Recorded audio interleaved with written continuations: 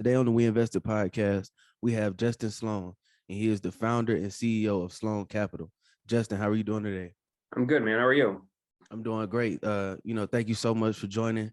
I see you've been doing some big things and working on some big projects here lately, so I'm excited to talk to you and learn more about what it is that you've been up to. All right, man. Let's talk about it. And before we get started, would you mind just letting the people know where they can find you on social media and the internet? Yeah, I'm an Insta guy. So Sloan Capital on Instagram. Usually that's where I live, and it's amazing how many business friends and family you find through there. So rather than going on every single platform, I mainly stick on Insta. Sloan Capital. Awesome, awesome. So, let's just start from the top, man, and talk a little bit about, where you're from and where you grew up. Yeah, so I'm born and raised in the great state of Iowa. All 12 people of us or so. But no, it's kind of I really enjoyed growing up in kind of a smaller type of world, and then taking some of those skills and growing. So, graduated in a small kind of class, and right out of the gate, started loving cell phones, and I ended up working and starting my own cell phone business, growing that, diversifying into some real estate, and now into some business and venture investments as well. So kind of started from little, and now we're doing some bigger stuff here in Iowa, as well as with Everbowl in Texas. That's awesome, man. So, how would you say that growing up in Iowa impacted your outlook on life and success?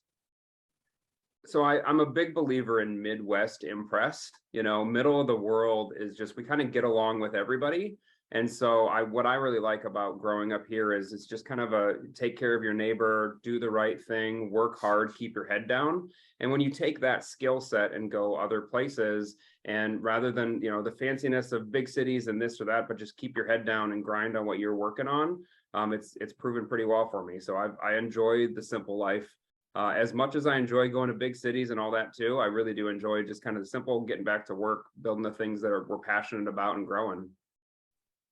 I mean, you mentioned something that's pretty cool.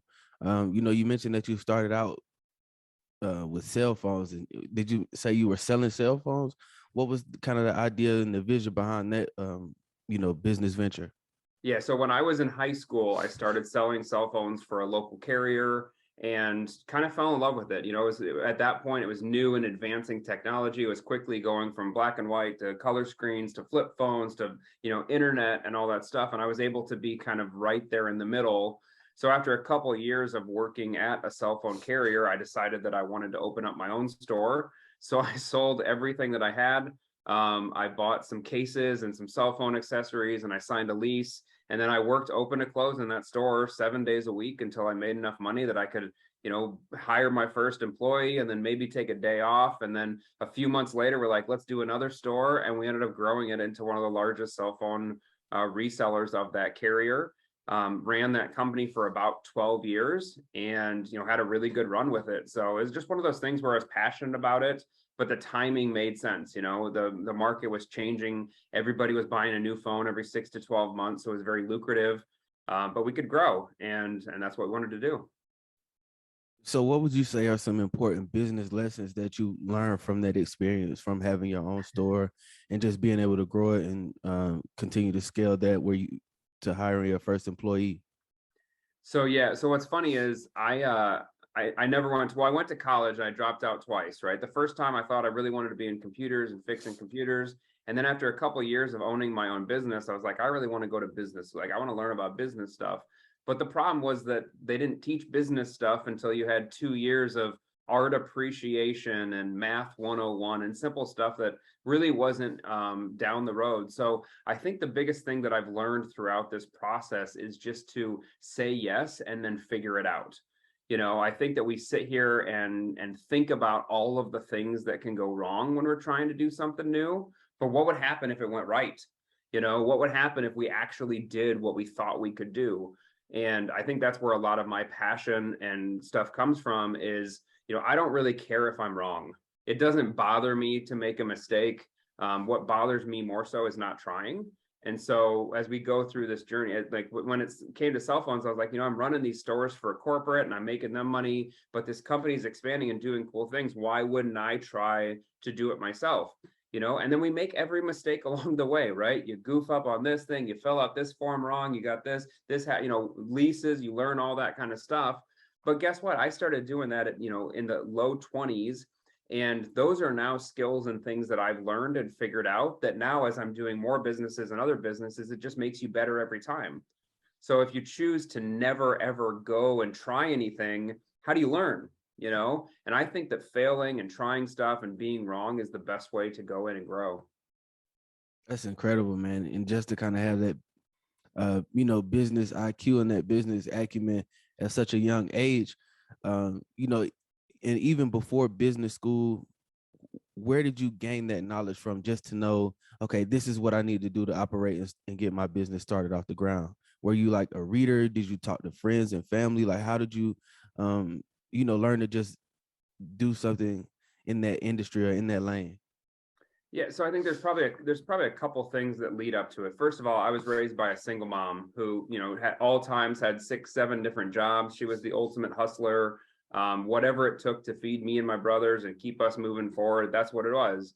And so, there would be a lot of side businesses and little gigs and reselling of things, delivering papers, all that kind of stuff that you quickly just learn what hard work looks like. You realize what happens when you have to make all those kind of decisions to make the ends meet. And so I think that I was never really afraid to go try and take on something new and figure it out, because growing up, we were always doing that. At 15, I started my own little computer repair business because I wanted to do that. It was like, we made a couple $100 or something, but hey, it was a process of how do you create a logo? How do you do this? How do you go through that? And then as we've scaled and grown into other businesses, those things transfer. When you're growing businesses, a lot of times there's different niches, but the base concepts that are needed to get a business off the ground are pretty similar. And if you can understand those and figure them out, talk to people around you. I'm really big into mentors. I'm really big into just having smarter people around me in my group, and also people that want to talk about business and want to talk about growing. I think it's very, it happens all the time that in friend group, all you want to do is talk about sports or the weather or this, and that's great. But we also want to grow, right? We want to take care of the people around us. We want to grow our companies. A lot of us have very high aspirations of growth and doing some cool things, and also changing the world more towards the way that we want it to be. And so as we make investments and try things and grow, I think it's important to just realize that failure is part of it. And that's, who cares whether this one goes right or that one goes right, as long as through it, you learn the process. So, let's just transition and focus a little bit more on, one of your current companies. The question I want to ask is, what is Sloan Capital? Yeah, so Sloan Capital is kind of, it's been a creation of all of the different companies that we've invested into, as well as things that we're growing ourselves. So when I scaled out of my cell phone company about 6, 7 years ago, we started to make a large investments into real estate and some other different things. And then that turned into opportunities for venture, and then also growing some other companies like Everbowl. And so rather than do it under 6 or 7 different company names and everything, it just made sense to create a brand that says, hey, we're Sloan Capital. We invest into companies as well as let people invest alongside of us into the deals that we're doing, and really simplify the branding of who Sloan Capital is. Rather than Justin and Everbowl and real estate and cell phones and this and all these different things, it's kind of bringing it under one umbrella, which essentially is, as weird as it sounds, my job every day is to wake up and to make money for my friends. I mean, it's like lots of my friends and family and all that kind of stuff are invested with us and helping us grow, whether it's pieces of real estate or companies. We do venture investments together, and then a lot of what we do together is Everbowl. And so all I have to do is wake up and find ways to help us compound, help us grow, and to do it all under one umbrella. Just, it worked out. So why was it important for you to, you mentioned just branding your ventures and branding things that you do, instead of just having just kind of just random things? You wanted to put everything under one umbrella. Why was it important for you to make that move, and why did you make that decision? So I think that we all have personal branding. We all have brands, whether we like it or not. I could go walk down the street to somebody that's my neighbor and ask them, what do you think of me? What do you think I do for a living? They have some sort of impression of me based upon the information that's around them. But when it comes to branding, I thought it was really important to make sure that we're actively talking about what we're doing, because I think what we're doing is really cool. In the same reason that we're on a podcast right now, one of my best mentors has always said, what is the point of doing anything if you're actually good at something and nobody knows it, what's the point? And so when I started to get into growing this business, and specifically Everbowl, that's when I actually started in that personal branding game, and to create some content around what we're doing and show what we're doing. Because if it's cool, why wouldn't we want other people to know about it? Why wouldn't we want more people to participate in it? And I think that it's my responsibility, not only to myself and my company, but to my investors and to my employers, to make sure that we're showing as many people as we can what we're doing. A perfect example is 4 days ago, we launched another Everbowl location. And we have a process that we go through of creating some content, targeting some specific areas, creating some viral things. And through that, we had 400 people that stood in line at our grand opening, some for almost 80 minutes. And if I just chose to be like, oh, we're opening another restaurant, it's Thursday from 5 to 8. I hope you show up. Is that really good for my investors? No, I think what's good for my investors is loudly helping tell the story as much as we can to as many people as we can. And I owe it to them to make sure that we're out there talking about our story, talking about what we're doing, allowing other people to be part of it. And also for my employees, right? When they're in the stores, they don't want to sit there and not help anybody. They make little tips. They make, then we can hire more people. They don't want to work by themselves. So it's better to have a bigger team. And the more that we can be out there telling our story, telling the branding, showing what's going on, making sure that we're building a family of people around us that want to compound together. I just think it's really strong to make sure that as we're doing stuff, we make sure other people know what we're doing, because then we can help each other, right? When I know what you're up to and you know what I'm up to and 17 other people, then you can start plug and playing people together. And that's where the real compounding happens, right? That's what I want to do. All I want to do the rest of my life is just compound with other people that see the world the way I do, that want to create opportunities for others, that want to be kind, that want to, try new things and grow. And it's important to me that if the more that I talk about it, the more that I seem to find other people around that want to be part of that with us, and that I can also be part of businesses with them and network with them. I mean, I can definitely hear the passion and the energy in your voice when you're just describing Everbowl and talking about these new projects that you're working on and expanding on. But what was that process of getting Everbowl started up and running and getting it off the ground up to the point where you have a successful opening with 400 people waiting outside to get in? Yeah, so I'll go back about 18 months ago when I first found Everbowl.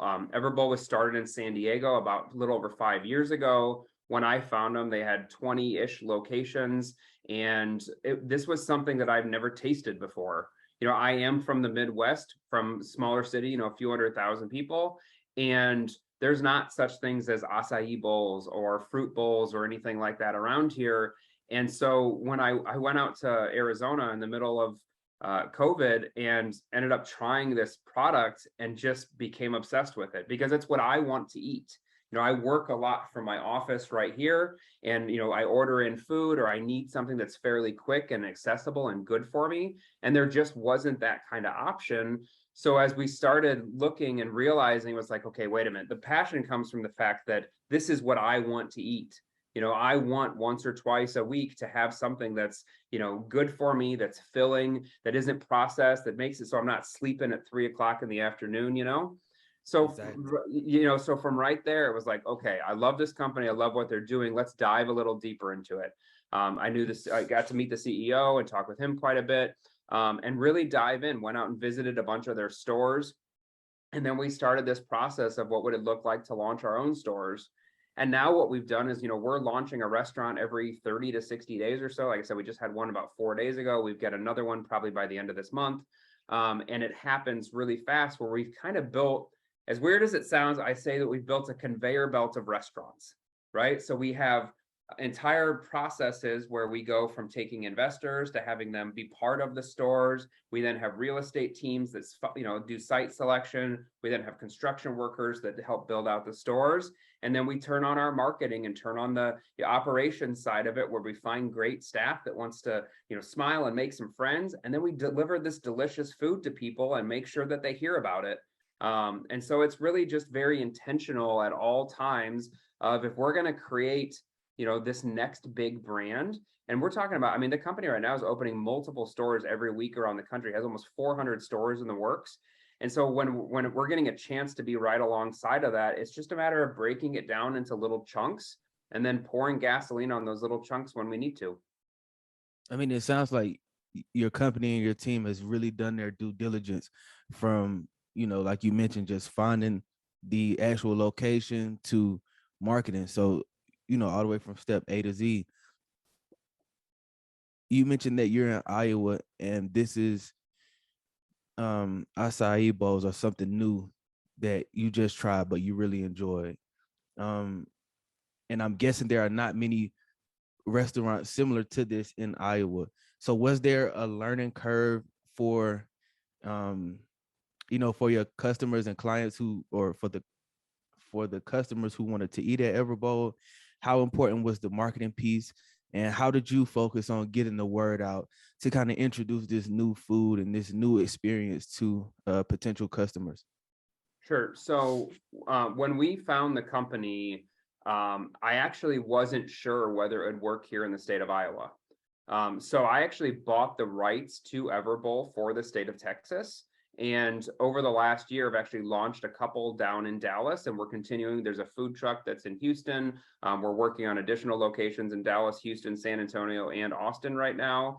And as we go through this process, it's a matter of understanding different communities and how they like the food, and then essentially taking it back to here in Iowa.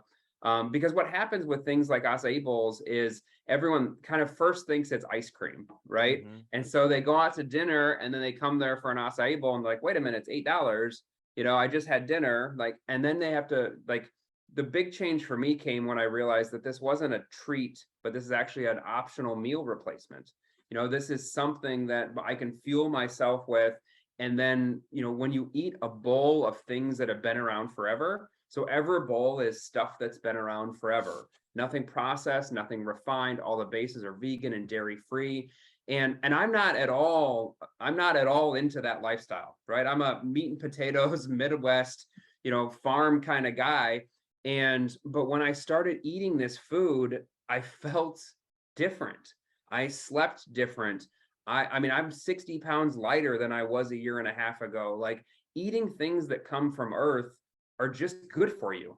And it changes different aspects of your life. So with the second that we started getting Texas up and going, I really quickly realized that this is not something that's agnostic to big cities or specific areas. And actually, the smaller cities where there's less competition, we are breaking records in our first few days here in Iowa. We had one of the top 3 biggest opening days of any store in the entire company, including Los Angeles and San Diego and Texas and all these major places. Little Cedar Rapids, Iowa ended up having a longer line and more first day sales than almost everybody, because there's not other options. And so when I look at it as my goal to just bring this to my community, and it's so fun to see all these orders and all these people stop into our restaurant, and you're fueling the next generation of people and giving them a better alternative than they ever had. And it's exciting and it's worth it. I mean, and a lot of people, well, some people, I don't want to say all people, but some people may be afraid of trying new things. But I think what's cool about these bowls is that you mentioned is that they're full of ingredients and they're full of things that have been around. They come from the earth. So they're comprised of things that people already know about, that people already love, and you just put it together in a flavorful way. So I think that'll make the education curve of it a little bit easier. Absolutely. And yeah, and like you said, man, you're just shaping the next generation, introducing a healthy way of eating, a healthier alternative, and just giving people the chance to, live a fully functional life. And like you said, you lost 60 pounds. So, I mean, I think it's great to just introduce this to new people and new generations. Yeah, I love analogies. And one of the analogies that I love so much is, you ever heard the frog in the frying pan? So Mhm. like if you put a frog in a frying pan and it's hot, they jump out, right? But if you put a frog in a frying pan, you slowly turn up the heat, then it's nice. And I look at that as what we're doing with healthy eating. You know, a lot of people think healthy eating and they think I have to go home and I have to chop up salad and I have to put dried chicken breast on it and I need 12 calories of dressing and don't you dare eat that crouton, right? But what we're doing is we're kind of slowly trying to turn up the knob. We're presenting food in an accessible way that's Yep. cost effective. And you can start as simple as something like a vegan vanilla or acai bowl. And then at some point you can learn about things like hemp seeds and chia seeds and bee pollen and goji berries and all of that, you know. But a lot of times if people come in and their first thought is that they want to have a dessert, and we start talking about, you know, goji berries and all this kind of stuff, it usually it's turning up the heat a little bit too much, right? But our Mhm. goal is that by just making all of these different options accessible to our customers, that we're making it so that they can make one or two better decisions every week. You know, and if we trade a 1,400 calorie Burger King fried greasy meal for a 600 calorie bowl of stuff that's been around forever that comes from Earth, it is so wild what happens to us inside when our body says, wait a minute, we have to work twice as hard to process twice as much stuff, or this stuff fuels us and makes us feel different. We sleep different, we walk different, we, you know, digest different, you know, even the, like, as far as like getting colds and immunity kind of stuff, it's just amazing what happens when we eat things that come from this planet. What are important aspects of scaling a company, and how do you plan to scale Everbowl? Sure. So the way that my brain works is that I like to take really difficult problems and break it down into tiny little chunks. So what we were talking about earlier, where we have, you know, the investors, and then once we fill the investment, we turn it over to our real estate team. The real estate team goes and finds the location. We turn it over. And so then for me, it's just a matter of looking where inside of those different chunks, we look at where the opportunities are to go faster. Right. So, okay, if we don't have enough investment dollars, it means that we need to take our resources and make sure that we have, you know, investors that then fund the stores. Right. So if that's Mhm. slow, then that's where we put the energy and that's what helps us scale. Because if I load that bucket, it loads the other buckets.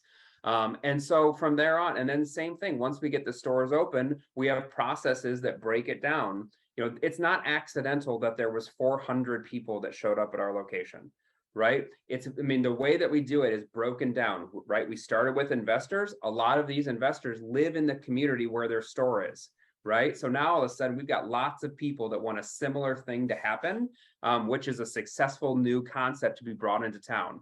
Okay, from there we've found the real estate. And then from there, we start the grand opening, right? We create some content, allow other people to share it, make them part of our wins, educate them, tell the story along the way.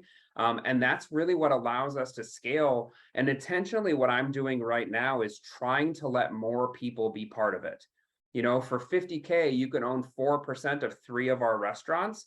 And then that allows you to essentially help create jobs, help create change, help add more restaurants to different communities. And then it makes sense, right? Because I do a lot of venture investing.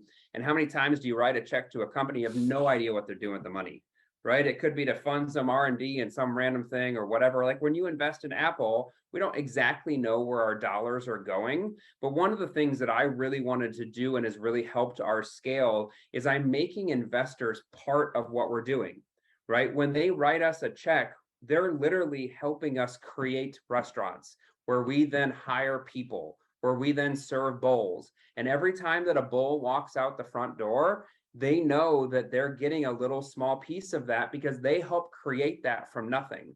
And so I think as I'm looking at scaling, the biggest thing for me is just finding more ways to make people part of this. Because I think it's also a cool educational business component too, right? We all need different sources of income and diversification. So when you can get, you know, investor updates about restaurants and be part of this, even if it's not remotely part of your industry, it's nice just to have different pieces of things that are part of your portfolio. So that's our goal. We're going to try and make as many people as we can part of it. allowing the communities that we're building these bowls in to invest into the stores if they want to, and essentially they can feed their families and then even get a check back in a month or two, off of the residuals from helping create that. What would you say are some of the long-term benefits of um, making the people a part of these new businesses and new establishments, just involving the community? What do you think are some of the long-term benefits from that business model? Yeah, so I mean, I can tell you short term is, I mean, look at the video of our most recent grand opening. Literally a line around, I mean, when I say around the building, I mean around the building twice. Because of what happened was when, on this most recent group of stores, we have 23 investors. Okay. Those 23 investors want to tell people about what we're doing, right? They're passionate. We threw a private event where they could try the food and show what we're up to. And those 23 investors then told their family and told their friends and encouraged them to show up to the grand opening. And they're also catering to their businesses, right? They're telling their friends, they're ordering it in, they're recommending it. So I initially, right out of the gate, had 23 advocates. And not only short term, but long term. I mean, you want to talk about ways to make businesses go better. The old saying, do you want all of a grape or, a part of a watermelon? I'm trying to build a watermelon farm. Okay. Like there's going to be watermelons all over the place. I don't need them all myself. So the more that I can make other people part of it and they're out there helping tell our story, show what we're up to, and then we can help make them some dollars in ways that maybe they haven't been able to before. That's a win-win for me, right? We're able to take dollars, create jobs, create revenue, serve healthier meals, make changes in our community that we want. I think everybody's happy to say, wow, there's better options to eat now in our community than there was before. We don't need another Kentucky Fried Chicken. I'm sorry, we just don't. We don't need any more of stuff that's processed and fried and the cheapest, garbage ingredients that we can for the lowest price.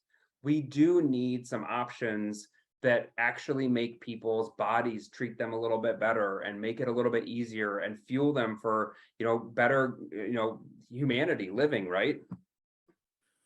What would you say is the importance of networking and building these relationships? And how do you go about finding new investors? Sure. So network equals net worth. It's one of the things that I mean, people say it all the time, but I live by that saying. And so it is part of my job to network, whether I like, and honestly, I would rather sit in front of the computer and hammer away stuff and build more businesses and do that. But like I was saying before, doesn't really matter what you're doing if nobody knows about it, right? I could have the best acai bowl in the entire world, but if I sat here in my office all day, every day, and didn't tell anybody and didn't get out there and make sure people knew about it, then it doesn't matter, right? We're never going to grow a big company. So I really look at networking as something that needs to be intentional, and it's a skill. Okay. So there's a few different things. First of all, you can start with things like local charity events, right? People love to network with other people that are passionate about different charities. My best friend growing up was in had diabetes. And so we would always go to a juvenile diabetes gala. It's amazing how many people that you can find around that world that are, similar networks and want to help put dollars towards something that's so important for so many. Or it could be something more local where, there's a charity in our town that builds beds for kids that don't have beds.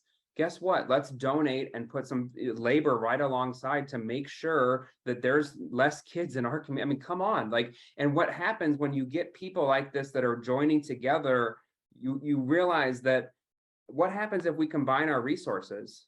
Hey, you know how to do this. I know how to do this. He and she know how to do that. Let's all get together in a room and see what kind of magic we can make.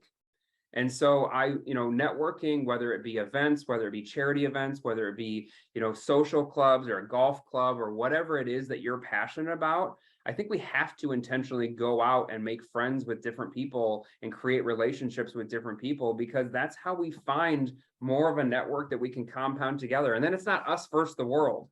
I always love it when people want to, poke at something or try and pick at Everbowl, like, okay, you can fight me and also hundreds of other people that are all part of this, because we all believe in the mission. And yeah, I mean, there's always things that we can do to improve, but guess what? There's hundreds of people in my community that want this to be successful. So it's not just me versus everybody. By allowing my community to be part of it, it's my community trying to make a change. So, in doing my research, and kind of preparing for this interview, something that I came across and thought was interesting. Um, it mentioned that you're a passive income specialist. So, I want to ask, why is passive income key or vital for you? And it also seems like it's important for you to help provide others with a source of passive income. So why is that just vital for you to have passive income? So we only have so many hours in the day. And if every single minute I have to trade for dollars, then at some point you run out of minutes and hours, right? So by finding other ways to compound, it allows us to grow. And that is what actually allows us to make bigger investments into things like Everbowl. So I've started off in real estate, and I owned 20 some rental houses for a while, and strip malls and apartment buildings and all that kind of good stuff. And we had property management in place, somewhat passive, right? You get a few phone calls a month, you understand some of these different things. But as I really wanted to grow, you have to find other people to invest in and other things to invest in so that your dollars are out there working, even if you're not. And it's just really important to me to make sure that I'm not having to work every day from 6 a.m. until 10 p.m. I did that for almost 10 years of my life, but I did so in a way that I lived really under my means. I invested a lot of dollars. I built big businesses, all that kind of stuff, so that we could put dollars to work. And when friends were going and buying fancy cars and big houses and all this kind of stuff and going out every night, you know what we did? I just went and worked, and I saved, and I invested, and I invested in another company here and over here. And then when that opportunity like Everbowl pops up, we're not taking a little bite. It's like, what's the biggest state that's still available? Texas, we'll take it. Cool. It's a 2-hour flight. I'm basically a regular in that city 100 nights a year now. Let's go. And so, I mean, I think that there's no way that we can all just work forever and hopefully get to that end game. We have to find other ways to make our dollars work for us. And it's a skill set to learn how to find those places and find where to go. And as I started to find some of those people, find some of those businesses, realize how nice it is to invest in someone else and then support what they're doing. I mean, I'm an investor in, I think, 14 or 15 different companies now. And I love walking through the aisles of a grocery store and be like, I own 0.01% of that company. And I love that person over there. And I remember this. And then, you log on social and you see somebody opening another restaurant. It's like, yes, I'm part of that. And so now my life has changed from it's me against the world, screw up, like this is so hard, to holy cow, let's root for all my friends and everybody around me. And I have people doing that to me. And that to me it gets me up in the morning, right? It makes me want to wake up and win for my friends, because I know that I've got a lot of friends out there that are waking up and trying to win for me. And that's a world that I want to be part of as much as I possibly can. What would you say are some roadblocks or, lessons that you've learned throughout your career? I mean, there's always roadblocks, right? There's always challenges. There's always, extreme problems that happen. But the most important thing is that through those, you learn something. I've started businesses that have not gone well. I've done things in my life that aren't absolutely, but those are actually the wins as much as anything, because when you fail small, then when you know what you're doing and you work it out, then it's what makes it so, okay, I've done these little things small. The perfect example is the first Everbowl that I opened, I didn't take any investors on. And even the second and third ones that I opened, I only took on small investors compared to everything else. Why? Because if I'm going to fail, I'm going to fail small, I'm going to fail controlled, whatever. Then once we built the system where it's like, I know if we do X, Y, Z, this happens, you put $1 in, this much comes out, etc. Then we turned it up to other investors. So I think one of the biggest things that I learned throughout it, to kind of summarize that, would be to make sure that when you're starting, to fail small And then once you work things out, then like I was saying before, how we scale, we, you know, break it down into chunks and pour gas on those different chunks. That's really what's made the biggest difference. How do you define success as an entrepreneur? Oh, it's not another car, another house, another whatever. For me right now, it goes back to, we all have to find ways to make money and to provide and to live. Success for me right now at this point in my life is doing things that I want to every day with people that I want to every day. And so whether it's investing into companies or working with the companies that I'm working on, like I mean, the last couple of days I've been in the store. I haven't been in store for months working and scooping acai, but the last couple of days our store is so busy that it's great to get back to that and to, you know, and to create success for others and opportunity for others. You know, we're going to have hundreds of employees of what we're doing, and to create some skill sets for them that they can transfer onto other areas. It just feels like it's worth it and it's fun.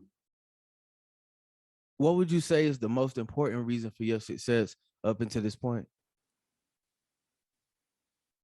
Luck. No. I don't know. I won't quit. I promise you in every way, shape, or form that I won't quit. And the more that it gets hard, the more difficult, the more people say, no, you can't do that.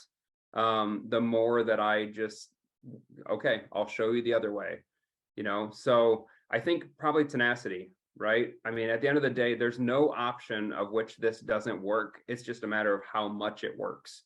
And there's nobody that's going to outwork us. There's nobody that's out going to try it. I mean, we just build teams of people that want to win and know how to win. And then we that's what we do. We go win. So, you know, seeing the success of the opening in Iowa of Everbowl and seeing the 400 customers, you know, just waiting to get in, waiting to get into the store and to get a chance to try, you know, your product.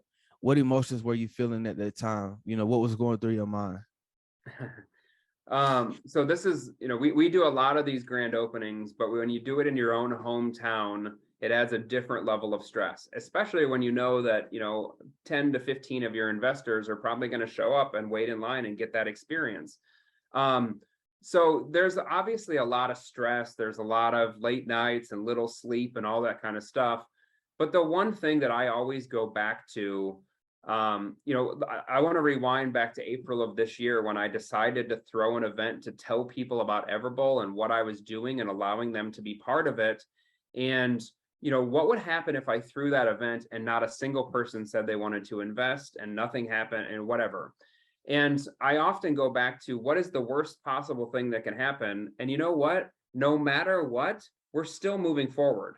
You know, if we don't get the investors in that way, guess what? We'll find a different way. We'll do this. We'll find a different group. We'll do the event different. Who knows what happens? So I don't think that there's anything that we do that is make or break any single moment.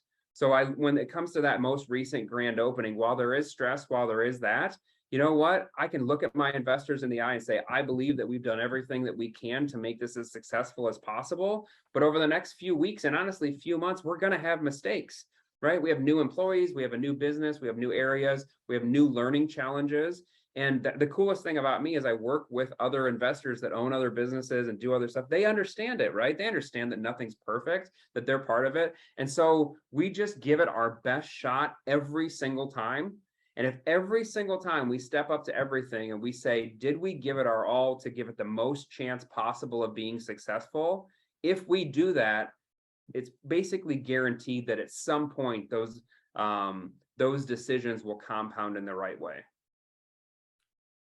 When pitching to investors and when speaking with different investors, potential investors, what messages are significant or important for you to get across to the investors? What are the key things that you want to make sure you communicate to a potential investor when you're speaking with them? So the biggest thing with my investors is you know, there's definitely a lot of investors that prefer to be completely silent. You know, they invest and you send your emails and you never hear from them or anything like that. But one of the biggest things that I'm trying to do as we grow is to really tell the story and show what we're up to. Because I think it's very important that as we're investing dollars into different things, that we understand how those dollars get an ROI. And we invest into companies like Amazon and Apple, and right now they're down 30-40%. Why? What does that mean? What controls do we have over it, et cetera? But by working the way that we're doing it, I'm doing everything that I can to educate people about the process of owning a business, so that essentially they're able to help understand where their dollars are going, because then it's not as scary. It's not as scary to think, oh, if I write this check, then I own these, and this is what happens. And so as we're going through, the main thing for me with investors is that they understand exactly how our team is putting their dollars to work, because I, as an investor, really respect other founders that are talking about what they're doing and showing what they're doing and explaining their thought processes behind stuff, because that's how we all get better. We all learn together. I mean, so it sounds like, that transparency is important when communicating with potential investors. Education is important, educating them on, the process, exactly where the funds will be used and spent, or how they'll be spent and used. And then just having that story and having a strong mission behind and believing in what you're doing and what you guys will create together. Absolutely. That's very well said. I mean, what is better than making sure when someone writes a check that they fully understand where that's going, that they get to meet some of the team and understand the team that's so passionate about working to make that happen. And if we can connect those dots, and then make sure that we deliver that satisfactory ROI, it'll make it so we never have to ask for dollars ever again. We're very fortunate to have a lot of people that want to invest and be part of what we're doing. We're actually just getting ready to open up this next round of stores, and it doesn't stress us out too much, because we have a process down that makes sure that the investors know and that they see and that they're part of it. And it's not scary and uncertain. They don't sit there and wonder where's going on with their money. They haven't heard anything in 6 months. No, every time we sign a lease, we shoot them an email. Here's your first store. It'll be opening around this time frame. We'll send them a layout of what the store looks like, how many employees we're going to have. They show up to the grand openings. They're literally part of it, because without investors, we don't get to build this amazing thing. And so as we find those people, how great is it that we get to talk to them about what we're doing and show what we're doing and compound with them? How would you like for people to remember you and the companies that you've created and built? That's a good question, man. Tough but fair is how I like to be. That's how I like to be as a leader. I definitely know that the way that people that work for me know that I have ridiculously high expectations, but also try and be fair, right? We're all humans. We're all having to build things. We all have things going on. But I think at the end of this, I want to make sure that I'm compounding with integrity. There are so many ways to make money in the world, but there's a lot of ways to do it without integrity. And so at the end of this, I don't want to build a mountain with everybody else. I want to build a mountain with people around me. And it would be no fun to be at the end of this game on a mountain by yourself. How cool would it be to continue to find relationships, to continue to talk about what you're doing, to compound with other people, and at the end of this say, holy cow, look what we all accomplished together. And then through that, also be able to use those dollars to even more so affect different things in the world, right? What would happen if over the next 20 years, I compound huge numbers of different businesses, investments, et cetera, with all these different people, and then we were able to start donating to charities together, rather than one person donating a small amount here or there. What happened? We could literally change cities and countries and things by making these kind of decisions, because we compounded it in ways that have integrity, and then hold ourselves accountable to making sure that goes back to other places that need it. What does the future of Sloan Capital and Everbowl look like to you? So for the next couple of years, it's going to be all Everbowl. Sloan, I mean, we're still making some passive investments into some real estate, into some venture here and there, things that, don't take any time from us, but also still things that we're passionate about. But the most important thing for me right now is Everbowl. It's all like when I wake up, it's the number one thing that we're focused on every night. Like that's it. Because to me, this is the one that has the highest reward from kind of every standpoint. So whether it's an ROI standpoint, but also it's what I'm passionate about right now. And I know that it might not be like this for the next 20 years, but over the next 5 to 7 years, I know that if I put my head down, work and do the things that we're doing right now, we're going to make massive impacts. I really think we could have hundreds, if not 1,000 employees, dozens, if not 100 of these locations that we own, continually growing and every single day serving delicious food that's good for people, treating our staff well, giving them opportunities to grow in their careers. And that's, I mean, if that's all we do for the next 4, 6, 8, 10 years, I don't even know how long we're going to do it. But if at the end of this, we've created a lot of restaurants serving a lot of healthy meals, getting a great return to our investors, then that's all. Like that to me sounds like it's completely worth it. Justin, thank you so much for your time today. I really enjoyed getting a chance to just pick your brain and understand the importance of not only having a successful and a thriving business, but that business having an impact in a greater mission on the world and as well as on your community. So, thank you for your time today, man. I really appreciate it. It's good talking to you, Wesley. Thank you, man.